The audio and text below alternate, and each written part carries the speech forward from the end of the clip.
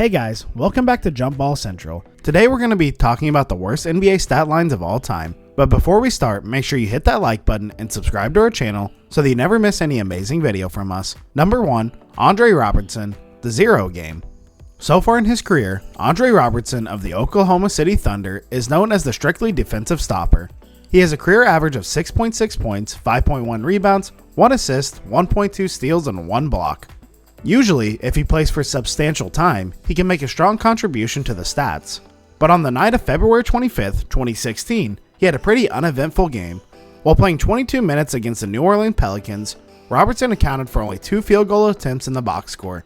He had 0 points, steals, blocks, assists, rebounds, turnovers, and even fouls. That amount of ineffectiveness seems almost impossible for 22 minutes on the court. Number 2, Reggie Miller's terrible Game 1. One of the greatest players in NBA history, Reggie Miller holds second place for the all-time 3-point field goal record and has a career average of nearly 20 points per game. However, he didn't show his greatness in Game 1 of the 2000 NBA Finals. Against Shaq and Kobe of the Lakers, Miller shot a 1 for 16. He had 7 points, 2 rebounds, and 4 assists. His only successful shot came in the third quarter. The Pacers took a 17-point loss to the Lakers. Miller, who usually raised his level of play during big games, dropped a dud in his finals debut. The Pacers went on to lose the series in 6 games.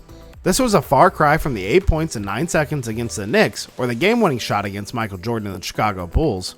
Number 3, Russell Westbrook's 0 field goal game. Russell Westbrook is the second Thunder player to make the list.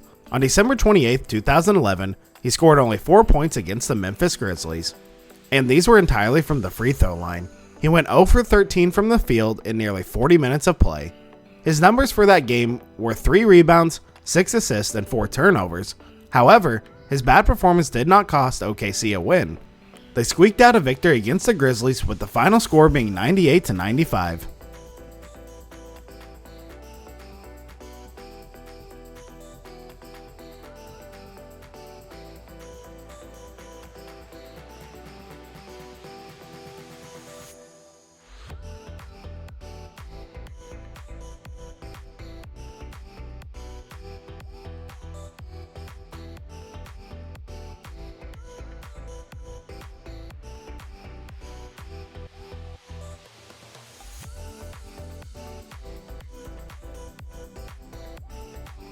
Number 4, Kenyon Martin's 20 missed shots in the finals. The NBA Finals is the last place that you want to have a terrible performance, especially in an elimination game. In Game 6 of the 2003 Finals, the nightmare became a reality for Kenyon Martin.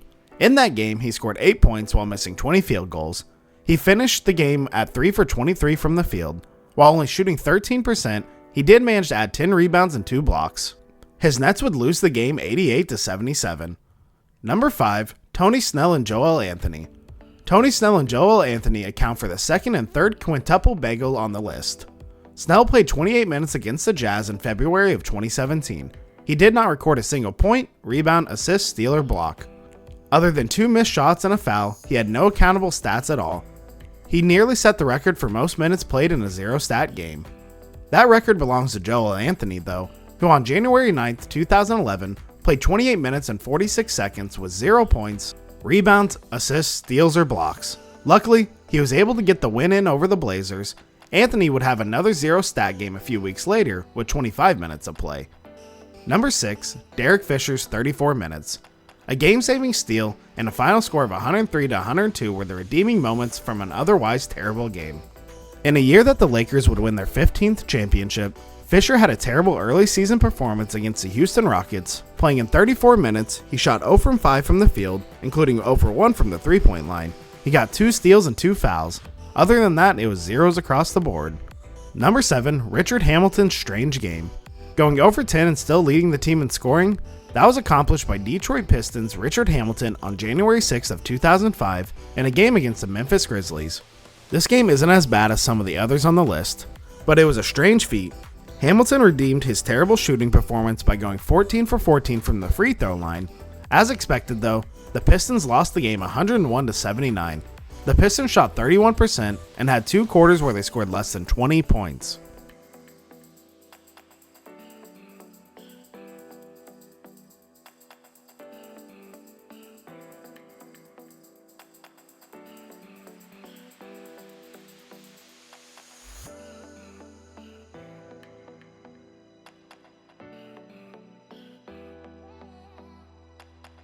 Number 8, 49-point game.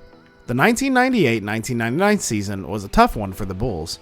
The season was cut to 50 games because of the lockout. Michael Jordan had retired the previous year, Phil Jackson stepped down as head coach, Scottie Pippen was traded to the Rockets, and Dennis Rodman left for the Lakers. The Bulls were deep into the rebuilding process, and no game was more evident of this than the April 10th, 1999 game against the Miami Heat. On that day, the Bulls set a record for fewest points in a game at 49. They had 8 in the first quarter, 15 in the second, 10 in the third, and 16 in the fourth. The team went 18 for 77 from the field, shooting only 23.4%. They went 0 for 9 from the three-point line and were 13 for 24 from the free throw line. The Bulls finished the season with a record of 13-37. That's all for today. I hope you enjoyed the video. If you did, make sure to hit that like button and subscribe to our channel so that you never miss any amazing video from us.